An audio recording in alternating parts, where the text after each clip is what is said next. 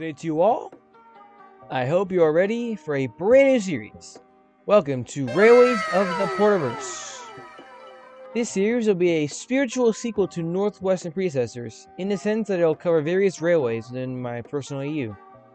Except this time, the railways being covered will exist after 1923, basically after the Northwestern Railway was created. And this series differs from the last series in the sense that it will not be covered chronologically, instead be more episodic and bounce around the timeline. And I figured why not kick off this series with a railway I've been wanting to cover for a long time now. We're going to be covering the Olstead Castle Railway. This is a heritage railway in my AU that started in 1974 and still operates present day. Without further ado, let's dive into the history and later the locomotives of the Olstead Castle Railway.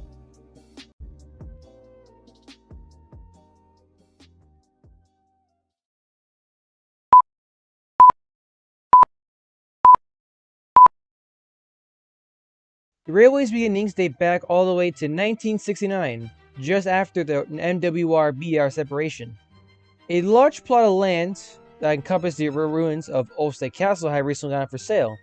In this run of time, a young Sir Robert Normanby II comes to play in the story. His lifelong dream was to own a railway of his own one day. And on the very day that this plot of land went up for sale, he immediately bought it and took the opportunity. And he later hired a team of concept artists and architects to design a track plan that will incorporate the soon-to-be restored castle grounds and a little bit outside of it as well. And of course, the plans for such a massive project came with a very hefty price tag, especially for the time. Sir Robert knew that even with his inherited wealth, he would not be able to fully cover the costs of operation or construction alone. And so he sought different means.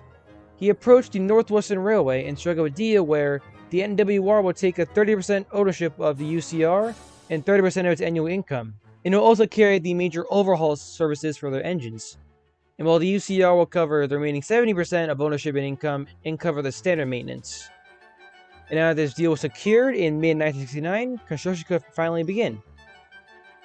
And now it was time to find locomotives. In 1969, just weeks after the deal was made, Sir Robert found and purchased Glynn and Stanley respectively from the previous owners to help build the railway.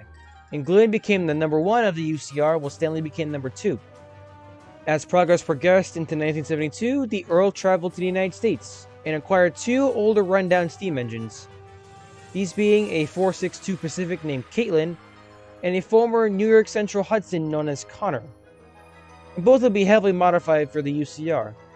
In between 1972 and 74, more engines such as Neil, Bluebell, Stephen, among others, will be purchased for this railway.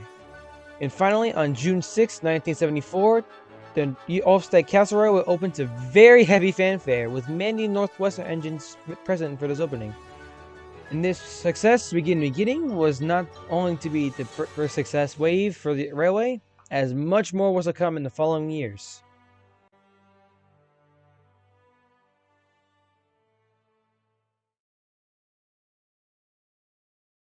The Olstead Castle Railway would thrive in its original condition until around 1979, when the announcement of an expansion would take place.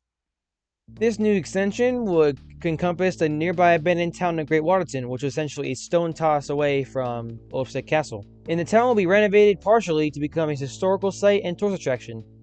And the land in between Olstead Castle and Great Waterton will lie a dinosaur park. This dinosaur park will be a stationing area for a few of the new engines set to enter service in the near future. A narrow gauge line will also be added in this expansion. The selected opening date for this new expansion was around 1984, and construction began in 1979. And during the 5 years of construction, many new engines were bought during the initial construction and entered service alongside some new faces. In 1979, Duke and Millie would join the Olstead Castle Railway's engine roster for the narrow gauge section. On September 10th, 1984, the expansion to Great Waterton and the newly built Dinosaur Park officially opened to the public. And like the first opening phase, this expansion opened to much heavy fanfare. It was also a major success. This expansion to Great Waterton and the newly built Dinosaur Park will be the last major expansion of its type for the Olstead Castle Railway. But there was a string of smaller events that occurred since then.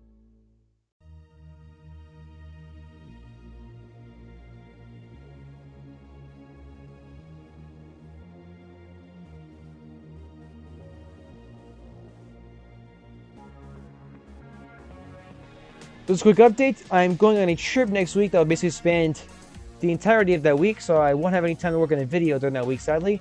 So that upload for that Sunday will be a marathon. But don't worry, we'll be back to regular programming on June 11th. Thank you all very, very, very much for watching this episode of Railways of the Porterverse, and I'll see you all in the next one. Welcome to the complete history of the Olstead Castle Railway, Part 2. Before I continue with anything further, I just want to apologize in advance for my voice, as it sounds so weird. I'm getting over a fever right now. But that should be the only major glaring issue you see with the video, just my nasally voice, you know. But anyway, so let's get into it. So this railway has an absurd amount of lore behind it, which is kind of basically why this video is split into 2 parts. And the first one was part 1. I uploaded around 2 weeks ago before I went on a big Bahamas trip, which is probably where I got this fever from, but who knows? That's another story. And this is part 2, which will cover the string of events that unfolded post-1984, aka after the Great Waterton expansion. And now then, without further ado, let's get into the remaining history of the Olstead Castle Railway.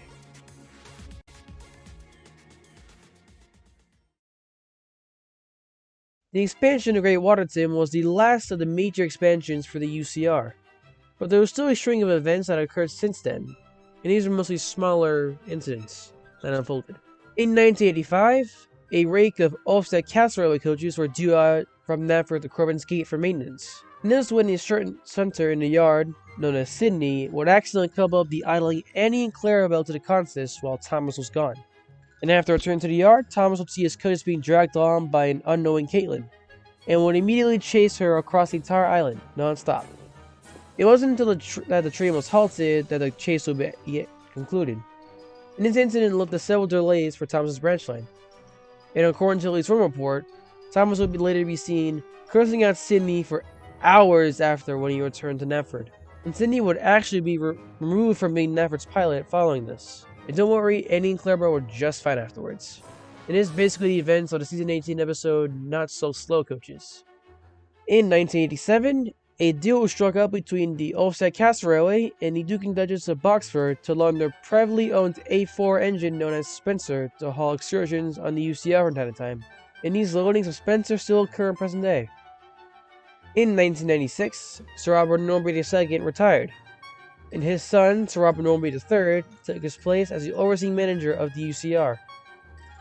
In 2004, a new custom-built engine for the narrow gauge section of the UCR arrived. The one and only Little Barford was his engine, and he became the UCR's 3rd narrow gauge engine alongside Duke and Millie. In 2009, Kenji arrived from Japan after being purchased by the railway, much to Hiro's delight. Hiro and Kenji get along quite well and are good friends. In 2010, Sir Robert III retired, and his daughter, Madame Rachel Norby I, succeeded him as the UCR's manager, and thus a new era began with Madame Rachel at the helm, and it is the era we are still in today.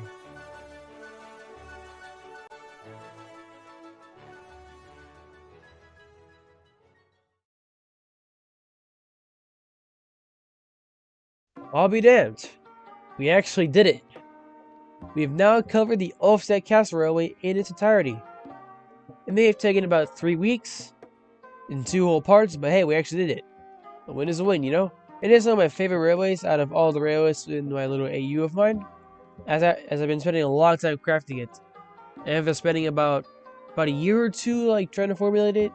Seeing this video complete is so satisfying. Thank you all very much for watching this episode of Railways of the Porterverse, and I'll see you all in the next one. At long last, we return to Railways of the Porterverse. This episode will focus on the one and only Coldie Fell Mountain Railway. Disclaimer as always, this series only covers lore from my personal headcanon, which I like to call the Porterverse, and does not cover any official Railway series lore or anything from the canon.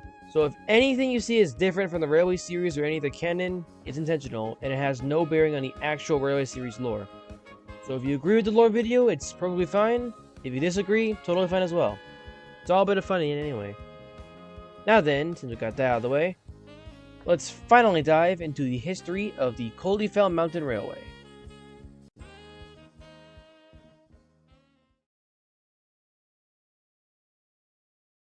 the story begins a lot different from its railway series counterpart.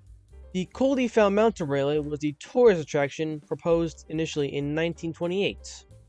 It was held off until 1930 due to the Depression, and when Soto's economy was beginning to recover, more developments began to take place as well.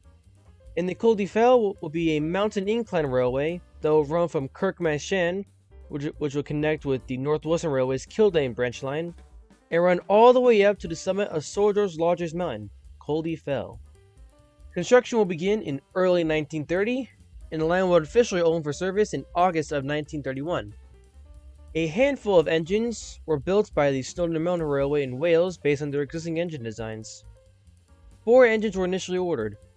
These were Godred, Ernest, Wilfred, and Coldie, respectively.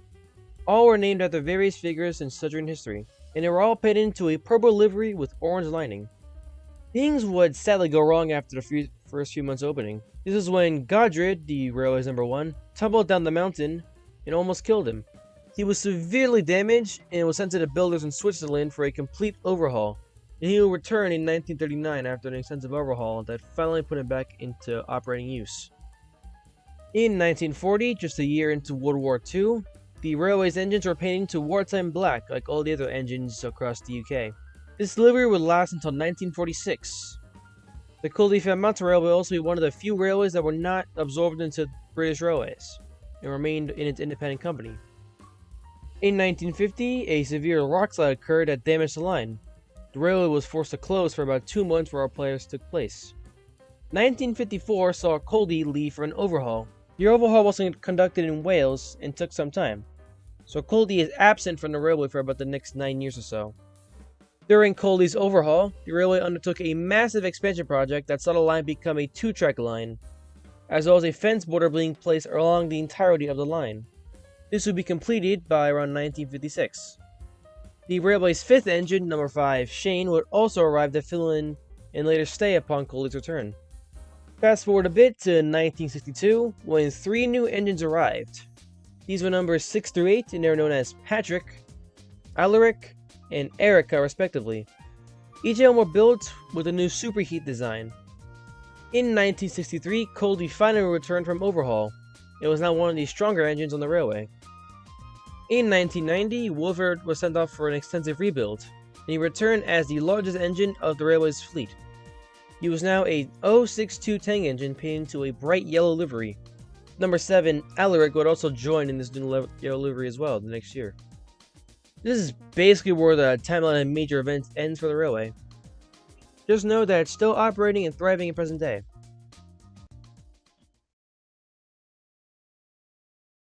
So yeah, that is the Coldie Mountain Railway as it is in the Porterverse. The next video will unfortunately be a marathon video, as I have some IRL affairs I have to attend to for pretty much the whole week. Do apologize in advance for that. But the week after that, I'll be back to regular uploading, with possibly either a Lore Ramblings episode, or maybe in return to Porterverse Workbench with a similar face. Thank you all for understanding, and thank you all very much for watching this episode of Porterverse Workbench, and I shall see you all in the next one. And now, folks, it's time to say goodnight. We sincerely appreciate your patronage and hope we've succeeded in bringing you an enjoyable evening of entertainment. Please drive home carefully and come back again soon. Good night.